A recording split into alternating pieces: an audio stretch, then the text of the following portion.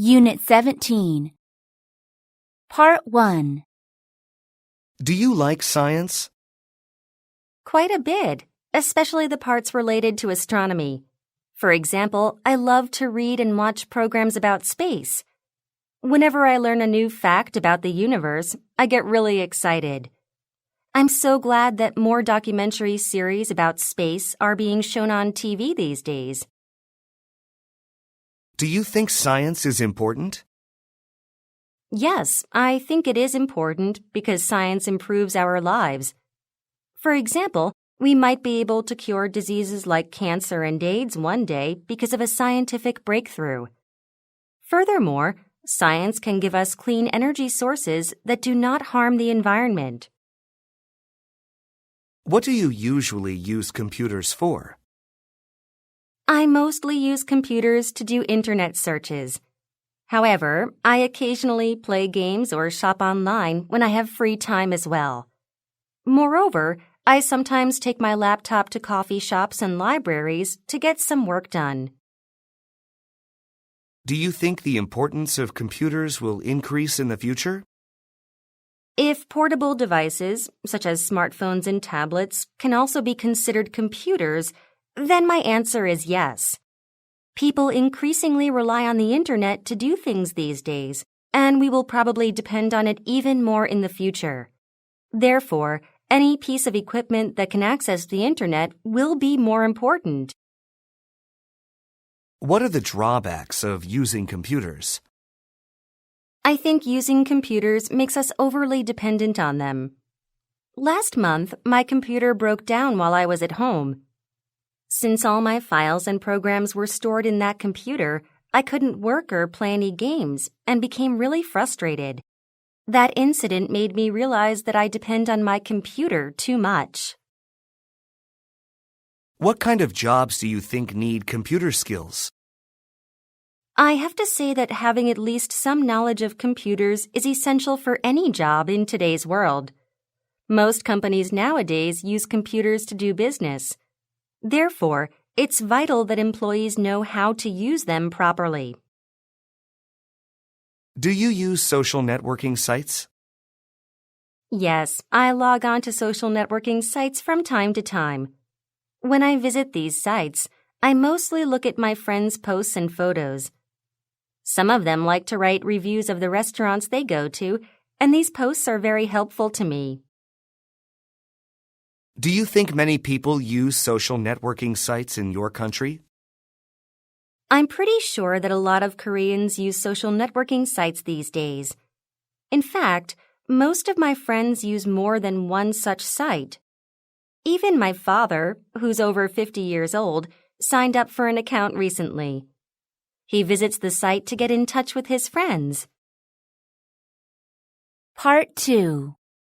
There are so many valuable mobile phone applications out there, but the map application comes to mind first. It, of course, shows basic maps, but it also gives detailed directions. All I have to do is type in my destination, and then it shows me the directions and provides an estimate for how long it will take to get there. If I'm taking a bus or the subway, it will even tell me any transfer information, how long I'll have to wait, and the cost of the trip. I use the app nearly every day and can't live without it.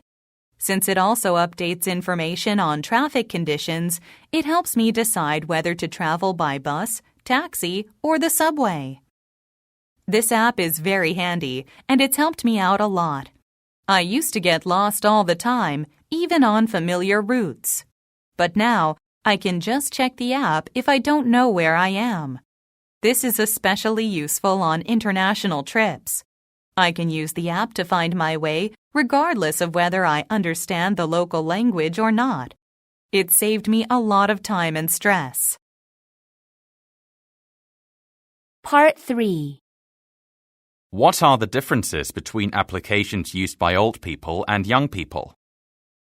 I'd say that there are some differences between the apps that the elderly use and those that the young use. Older people tend to only use basic apps that have been on the market for a while. This is because older people often worry that new apps will be difficult to learn. Therefore, they tend to only use apps for simple tasks, like sending messages and setting alarms. On the other hand, young people are attracted to new apps and learn how to use them quickly. Also, they use these apps for more diverse purposes, like editing photos and tracking their fitness levels. What are some popular applications in your country? The most popular application in my country seems to be the messaging app. This is the most basic app, and I've never seen anyone who doesn't use it. It can be used to send text and voice messages, as well as pictures and videos. Another commonly used application is the web browser. With this app, people can search for things and view information. This is actually the app I use most often. I open it every morning to check out the latest news. Part 2. I'd like to talk about chemistry, which is the area of science I'm most interested in. It may seem odd, but I first learned about the study of chemistry after having my first Diet Coke.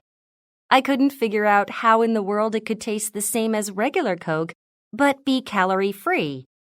So, I did some research to see how this was possible. It turned out the secret is using artificial sweeteners as a substitute for sugar. Reading about these amazing chemicals made a big impression on me and got me interested in learning more. In my opinion, chemistry has affected our lives in many positive ways. First of all, the invention of synthetic fertilizers and pesticides has greatly improved our agricultural efficiency. This has reduced the threat of famine around the world. Second, since medicines are basically just mixtures of various chemicals, it's safe to say that the study of chemistry has cured many dangerous diseases and extended our lives. Part 3. What area of science has influenced our society the most? There are many areas of scientific study that have greatly affected our society, but I think computer science has brought about the biggest changes. The invention of computers has increased our efficiency significantly. Computers have not only made it possible to perform calculations faster, but they have also made maintaining and analyzing databases easier. What's more, the Internet has connected people from all over the world and enabled rapid information exchanges. For example, social networking sites give people the opportunity to instantly share anything with anyone. Are there any negative effects due to the development of science? Yes, I'd have to say that scientific development can have an unfavorable impact on society. To begin with, scientific invention can be detrimental to the environment. For instance, science has facilitated the production of harmful chemicals that create a lot of pollution. In addition, science threatens human life. One example of this is nuclear weapons.